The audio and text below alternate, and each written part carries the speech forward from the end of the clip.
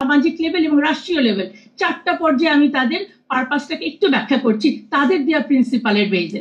প্রথমত ব্যক্তিগত পর্যায়ে, আমার দেহ আমার সিদ্ধান্ত, আমার হাত মুখ পা দিয়ে যা ইচ্ছা তাই করবো। আমি কি বিবস্ত্র হয়ে জনসম্মুখে যাব? আমার দেহ তাই, সেটা আমার সিদ্ধান্ত। ব্যক্তিগত স্তর কোন জায়গায় নিয়ে গেলে আমাদেরকে চিন্তা করতে হবে। এবার চলে আসি পারিবারিক লেভেলে। পুরুষ হয়ে গেল নারীর প্রতিপক্ষ, হাজবেন্ডের বিরুদ্ধে আমরা এখন ফৌজদারি মামলা করব সেই ম্যারিটাল রেপ নিয়ে। এই যে দাম্পত্য কলহের একটা নতুন ইস্যু কিন্তু ঢুকিয়ে দিলেন, এটার শত্রু হয়ে গেল হাজবেন্ড। এবার আসেন, সম্পদের যতটুকু আমরা পাওয়ার কথা ছিল ওটাই পাই না। নারীরা বাবা এবং ভাইয়ের সাথে সেটা নিয়ে কিন্তু অনেক ভাইদের সাথে অনেক ধরনের কলহ আছে। এখন আপনি আমাকে আরো 1 ডিগ্রি বাড়িয়ে দিলেন, মানে পরিবারে হাজবেন্ড ভাই বাবা সবাই এখন আমার শত্রু হলো। এবার চলে আসি সমাজ লেভেলে, সেখানে কি হলো? পতিতাবৃত্তিকে করে দিলেন আপনি লিগাল পেশা হিসাবে। একদিকে স্বামীর বিরুদ্ধে আমরা দিব ফৌজদারি মামলা ম্যারিটাল রেপের, বেচারা কেন তখন সংসার করতে যাবে? উনি তো পতিতালয়ে চলে যাবেন, সেখানে তো আর মামলা খাওয়ার কোনো ভয় নাই। এবং ইদানিং আমাদের অনেক ছাত্রীদেরকে আমরা বিভিন্ন হোটেলে দেখা যায় ধরা পড়ছে পুলিশের কাছে। এটাকে যখন আপনি লিগাল করে দিলেন, তারা পার্ট টাইম টিউশনির মতো এটাতে চলে যাবে, তখন কোন ভাবে সামাজিক নৈতিকতার জায়গাটিকে আমরা ধরে রাখবো? একইভাবে শিক্ষানীতি নিয়ে অলরেডি কথা হয়েছে, বলা হয়েছে শিক্ষানীতি 2010-কে আধুনিকায়ন করা এবং যৌন সম্মতি বিষয়ক বিবরণীগুলো যেন ইনক্লুড থাকে। আমরা এটিকে ব্যাখ্যা করতে চাই, আমরা আশা করি বুঝতে পারছি। এবং গণমাধ্যম, আপনারা যারা এখানে আছেন, বলা হচ্ছে গণমাধ্যমে নৈতিকতা, অশ্লীল যে শব্দগুলো ব্যবহার করা যাবে না, নৈতিকতা, অশ্লীলতা, সুস্থ বিনোদন, শালীনতাপূর্ণ পোশাক, ধর্মীয় অনুভূতি।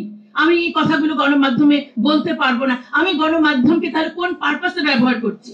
আরেকটা শব্দ, গণমাধ্যমে জেন্ডার স্টেরিওটাইপ কথা, ঘরের কাজ শুধু নারীর এবং নারীরা ধূমপান করবে না, এই কথাগুলো বলা যাবে না।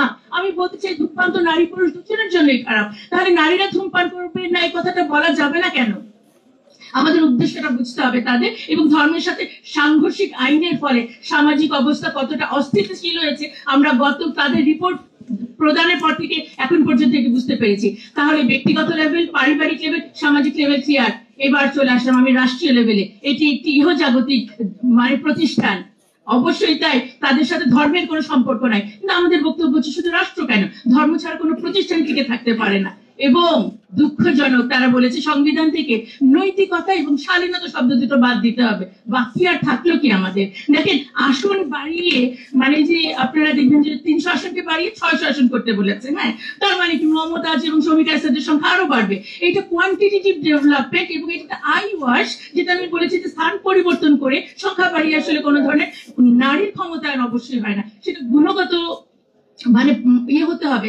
যেমন গত পার্লামেন্ট বা গত 15 বছরের পার্লামেন্টে আমাদের প্রধানমন্ত্রী, স্পিকার, আমাদের বিরোধী দলনেত্রী, তারা সবাই নারী ছিলেন। আমরা কি দেখলাম? একজন নারী নেতৃত্ব ফ্যাসিবাদের অনেক পুরুষ ফ্যাসিস্টকেও তিনি ছাড়িয়ে গেছেন। তো সুতরাং সংখ্যা ভিত্তিক এবং পজিশন ভিত্তিক কাউকে বসালে সেটা ক্ষমতায়ন বলা যায় না। এবং লাস্ট যেটা বলা হলো, মৃত্যুদণ্ড বাতিল করতে হবে। তার মানে কি দাঁড়ালো? একেবারে সাজাই আমরা ব্যক্তিগতভাবে আমি স্বেচ্ছাচারী হয়ে উঠতেই পারি, সামাজিক মূল্যবোধ এবং ধর্মকে আমি তোয়াক্কা না করতেই পারি, এবং যত বড় অপরাধ হোক আমাকে মৃত্যুদণ্ড দেওয়া যাচ্ছে না। সুতরাং এর চেয়ে বড় অরাজক অবস্থা আর কি হতে পারে?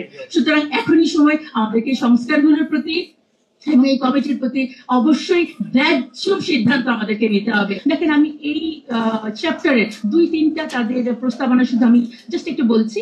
যেমন সমান অধিকার নিশ্চিতকরণের জন্য নাম্বার 1 যে বলা হয়েছে যে সরকারি বেসরকারি সকল বোর্ড এবং কমিশনে 1/3 নারী প্রতিনিধি থাকবে। শুধু তাই না, বিসিএস সহ সকল নারী মানে চাকরিতে নারীদের নিয়োগে বিশেষ পদক্ষেপ মানে হচ্ছে ধরেন কোটা। এবং এখানেই শেষ না, সচিব, জেলা প্রশাসক, বিভাগীয় কমিশনার, উপজেলা নির্বাহী কর্মকর্তা সকল পদে প্রমোশন দিয়ে হলেও সমান অধিকার নিশ্চিত করতে হবে। চিন্তা করে দেখেন, যে আলোচনাটা অলরেডি হয়ে গেছে যে জুলাই আন্দোলনে কোটা থেকে সূত্রপাত হয়েছিল, আর এর পরবর্তীতে আমরা প্রশাসন এবং সব জায়গায় সেই কোটাকেই পদক্ষেপ হিসেবে নিচ্ছি আমরা। দেখেন, সিভিল সার্ভিসের মতো একটি গুরুত্বপূর্ণ পদে নারী প্রতিনিধিত্ব বাড়ানোর জন্য প্রমোশনটাকে তাদের জন্য ইজি করে দেওয়া হবে, যে দিতেই হবে। এর চেয়ে হাস্যকর কি হতে পারে?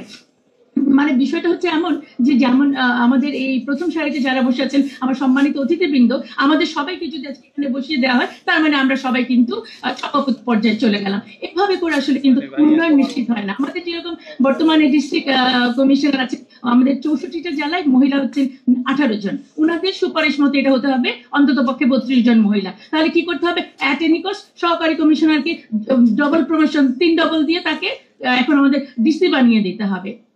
ঠিক একইভাবে দেখেন আরেকটা কথা বলি, যে জনপ্রশাসনের উচ্চ পর্যায়ে সিদ্ধান্ত গ্রহণকারী কমিটিগুলোতে অন্তত পক্ষে 30% নারী প্রতিনিধিত্ব নিশ্চিত করতে হবে। এটা শোনার সাথে সাথে আমার মাথায় আসে যে তারা কি কোনো কমিশন নাকি তারা ডোনার, আমার উপর ইম্পোজ করছে যে আদারওয়াইজ ফান্ড পাওয়া যাবে না। এটা কিন্তু খুবই অযৌক্তিক। এবং দেখেন এই চ্যাপ্টারে চাকরির বিজ্ঞাপনে নারীদেরকে আবেদনে উৎসাহিত করা হচ্ছে, এটা লিখতেই হবে। এইটার বিপরীতটা মানে হচ্ছে পুরুষদেরকে নিরুৎসাহিত করা হচ্ছে। এটি কি আরেকটি বৈষম্য সৃষ্টি করার একটি পায়তারা নয়? এবং দেখেন লাস্ট আমি এটা নিয়ে যেটা বলতে চাই যে জনপ্রশাসনের সকল আইনকে নারী উন্নয়ন নীতির সাথে সামঞ্জস্য বিধান করে ইমপ্লিমেন্ট করতে বলেছে। যে নারী উন্নয়ন নীতি নিয়ে এত সমালোচনা, যেটার এত ঘাটতি, এটার সাথে এটাকে মিলিয়ে করতে বলা হয়েছে, অথচ তাদের যোগ্যতা বাড়ানোর জন্য কোনো ধরনের এখানে কিন্তু সুপার